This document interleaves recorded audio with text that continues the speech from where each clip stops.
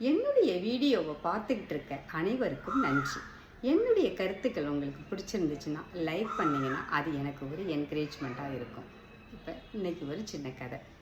அதாவது ஒரு குருட்ட சீடர் கேட்பாராம், கர்மா அப்படின்னு சொல்கிறாங்களே அது எனக்கு ஒழுங்காக புரியல அப்படின்னு சொல்லுவாராம். அதுக்கு குரு, நான் ஒரு கதை சொல்கிறேன், அதிலிருந்து நீ கர்மா அப்படின்னா என்னன்னு எனக்கு சொல்லு அப்படின்னு அது குரு சொல்லிட்டு ஒரு கதை சொல்ல ஆரம்பிப்பாராம். ஒரு மன்னர் நகர்வலம் போவார் தன்னோட மந்திரியோட. அவர் நகர்வலம் போயிட்டே இருக்கும் பொழுது ஒரு கடை, சந்தன கடையை பார்த்ததும், அந்த கடையில் உள்ள வியாபாரியை பார்த்ததும் இந்த மன்னருக்கு கோபமாக மந்திரிட்ட சொல்வாராம், இந்த கடைக்காரரை பார்த்தா எனக்கு கொலை பண்ணணும் போல இருக்குது அப்படின்னு சொல்லிட்டு.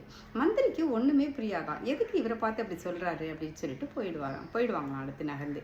ஆனால் இந்த மந்திரியுடைய மனசில் அது தோணிகிட்டே இருக்குமா, எதனால் அப்படி சொன்னார் அப்படின்னு சொல்லிட்டு. மறுநாள் அரசர் இல்லாமல் இவர் மட்டும் மாறு வேடத்தில் அந்த கடைக்கு வர்றாரு.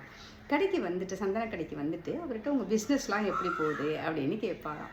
அவர், என்னுடைய பிஸ்னஸ் ரொம்ப ஒன்றுமே இல்லை, வர்றாங்களே வெளியே எல்லாரும் சந்தனத்தை மோந்து பார்த்துட்டு யாருமே வாங்காமல் போயிடுறாங்க.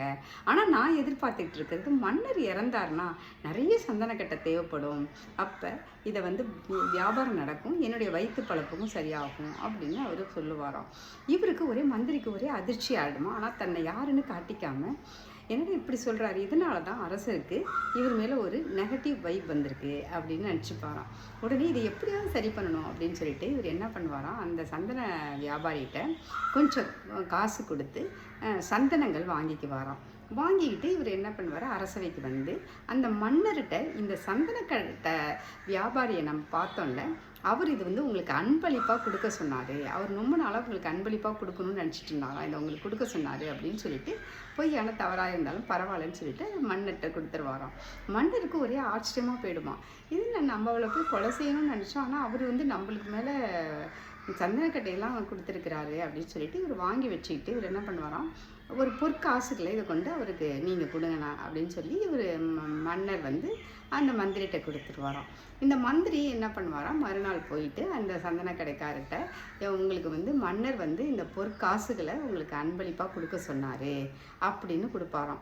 அவருக்கு அந்த கடைக்காரருக்கு ரொம்ப கஷ்டமாக போயிடுமா, நம்ம அவர் செத்தா பரவாயில்ல அப்படின்னு நாம் நினச்சிட்டு இருக்கோம், ஆனால் அவருக்கு நம்மளுக்கு பொற்காசுகள்லாம் கொடுத்துருக்கிறாரு, நம்ம செஞ்சது தவறு, நம்ம என்ன தவறு அப்படின்னு சொல்லிட்டு அதை வச்சுக்கிட்டு அவர் நன்றி சொல்லிட்டு அனுப்பிடுவாராம். அதனால் இந்த கதையை இப்படி தான் குரு சீடர்கிட்ட பிடிச்சிருப்பார். ஆமாங்க, இதுலேருந்து உங்களுக்கு கர்மானா என்னான்னு தெரியுதா அப்படின்னு கேட்பாராம்.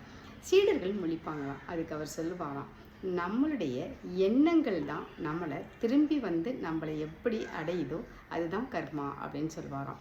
இந்த சந்தன கடை வச்சுருந்தால அந்த வியாபாரிக்கு எண்ணங்கள் தவறாக இருக்கும் பொழுது அவருக்கு நடப்பதும் தவறாகவே இருந்துச்சு. இவருக்கு ஒரு நல்ல செயல் நடக்கும் பொழுது திரும்பவும் அது அடையுது அப்படிங்கிறது, நாம் என்ன செய்கிறோமோ அதுதான் நம்மளுக்கு சேரும் அப்படின்னு இந்த கர்மா அப்படின்னு சொல்லி இந்த குரு சீடர்களுக்கு விளக்கம் சொல்லுவாராம். இந்த கதை உங்களுக்கு பிடிச்சிருக்குன்னு நினைக்கிறேன். நான் படித்ததில் பிடித்தது. நன்றி. உங்களுக்கு இந்த வீடியோ பிடிச்சிருந்துச்சுன்னா லைக் பண்ணுங்கள், ஷேர் பண்ணுங்கள். நன்றி.